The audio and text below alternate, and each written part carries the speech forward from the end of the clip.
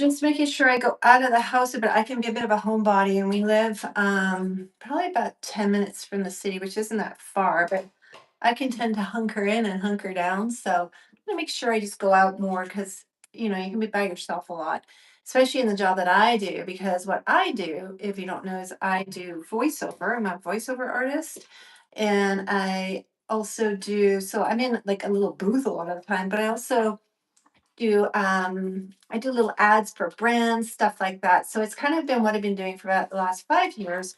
And if you don't know, I am turning 60 this year. So it's been a really fun second career. And if you want more information about it, let me know. I'm happy to share.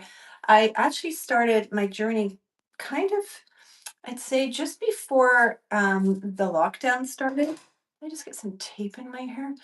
I was trying to figure out what I wanted to do with the rest of my life, as we all do. I had been kind of a stay-at-home mom while the kids were growing up. Before that, I was in business, but the goal was always for us for to have a big family. We had 3 kids, and I stayed home with them and just kind of worked part time and stuff like that. I definitely have something in my hair here, but anyway, just gotta find it. I want to go with something weird in my hair. I can hear it. But anyway, so sorry, it's making me lose my train of thought for a second. So I was trying to figure out what I wanted to do with the rest of my life. I decided to start going into doing some kind of fun background work on camera, set like on movie sets and stuff like that, which was really fun. It was a great thing to do and get out and meet people.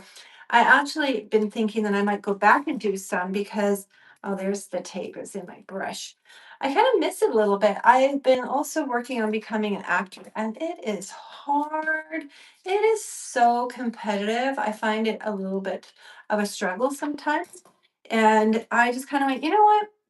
I see some of these big movies like The Pit. I was watching something about that, like it's a big show.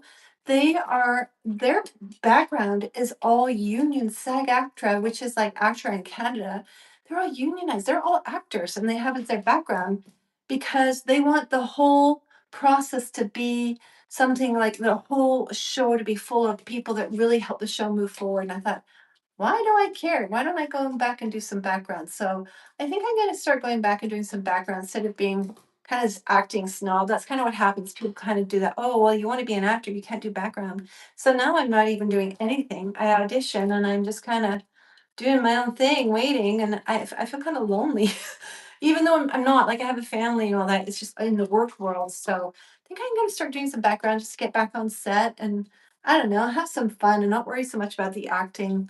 Trying to be an on-camera actor. Maybe it'll come, maybe it won't. I'm giving it to God and letting it go.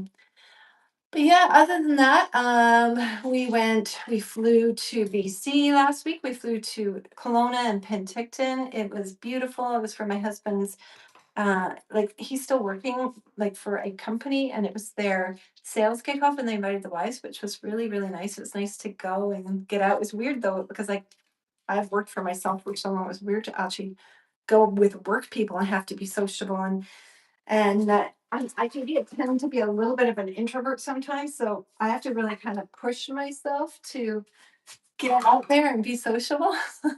But I did, and then I was just like, "Oh, I need to rest from that vacation." But right after we came back, there's all these fires there, which is crazy. I'm glad that didn't happen when we were there, but beautiful area. We did lots of wine tastings and stuff like that. But yeah, that's about it going on and waiting. So the biggest voiceover thing I've done so far, I've done probably about 10 audiobooks. I would like to do more, I think. I've sort of been playing in the audiobook area. I haven't fully jumped into it because one of the things I've learned as an audiobook narrator that I've done so far is I don't like to do all the engineering. I just want to talk. So I have to figure that out. I have to figure out if I can find a way to work with a company where they do all the mastering and all the work on the audiobook and I just talk into the microphone. Because so far, most of what I've done has been me doing the talking and then editing and mastering the audiobook. And I definitely don't want to do that anymore. But other than that, so I'm on Fiverr. That's where I make a lot of my money now since, like I said, when COVID kind of happened, all the lockdown, I was looking online for stuff to do, and I ended up on a platform called Fiverr. And I was doing like voiceover with a pretty simple microphone. And then one of the clients was saying, "Would you ever go on camera?" And I was like, "Yeah." So I switched to something called UGC, which I don't know if you know what that is, but it's generated content, which is where you make videos on camera just like this. I just use my phone and I do it for brands. They send me products. Um, it's been incredible. It's actually been really good for me. I think that I did really, really well for about 3 years because I was kind of the only one in my age group. I think typically they're like 25 to 35. And as we know, I'm turning 60 this year, so I did really well. Now I'm still doing well, but I sort of pulled back a bit because I was trying to figure out if I could get into being an actor. So I was sort of putting things on hold a little bit, but I just recently started doing it again a lot more, and I'm enjoying it again. It's a great way. It's flexible. You can travel. You can do whatever. You just need a phone. So it's a great thing to do. Check out Fiverr if you are looking for a way to earn some income. I also did Upwork for many years. I've kind of got Upwork on hold. I might go back and do it, but I can get very busy on Fiverr and with my voiceover. So that's just kind of where I'm staying. But if you guys want to learn more about any of this stuff, let me know because I can do how I started my voiceover. Like I started so simple. And then I've just gradually learned and built as I've kind of done it. And I just had my first really big thing. I got a national ad, and it was just from being out there and online. And I can't remember how they found me, but it was pretty cool because I was hired by an agent in the UK. I'm in Canada, and I was recording with the production team and the client who's in Australia, who was producing an ad for their company that's it's in Canada, like they launched into Canada. So it was just kind of cool to go around the process like that. It was really interesting to do. But yeah, it's keeping me busy, and then I have granddaughters, so trying to make sure I've got time for her. But I just put in for background on movie sets because I thought I should go back. It would be fun. Gets me out to see people, so I'm not talking to myself all day or talking into a microphone in a little dark box. Nice to get out and just see people again. So, but anyway, I'm gonna head out here. So I want to jump on live. I'm trying to jump on here live a lot more, as I was telling you in one of my other lives.